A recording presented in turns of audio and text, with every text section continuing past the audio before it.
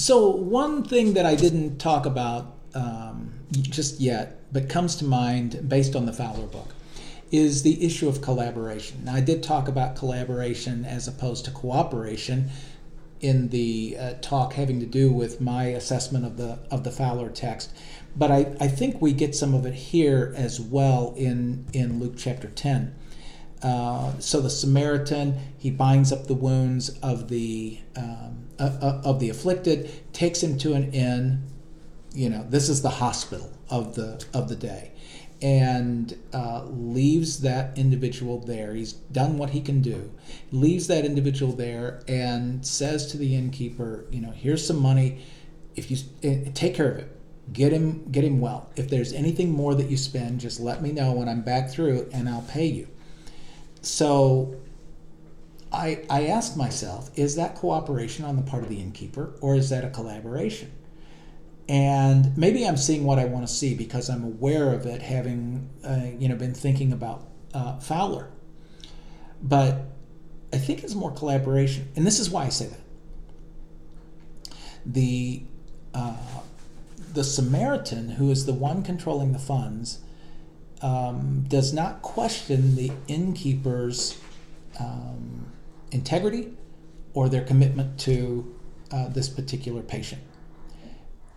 He says, look, you take care of their care. I've done what I do. I'm a first responder, right? I've done what I do, and now the rest of this individual's care is up to you. I will, take care of the bill, but the care is up to you. And that, to me, seems like a collaborative kind of approach, a collaborative kind of spirit, because I'm not dictating what someone else will do in their span of care. I am recognizing what I bring to the table and what my collaborator or collaborators bring to the table, and then I'm just saying, okay, you do what you do, and I do what I do, and let's do these things together for the good of the individual. That, it could be the good of the project. It could be that you're working on a project for your unit that will impact patient care, but it may be something that is meant to inspire greater morale, or it may be something having to do with the redesign of the nurses station. It could be any number of things that you are better equipped to answer than I. Those are just some things that come to my mind. When we collaborate, we each do our own part, and we rely on others to do their part for the good of the whole.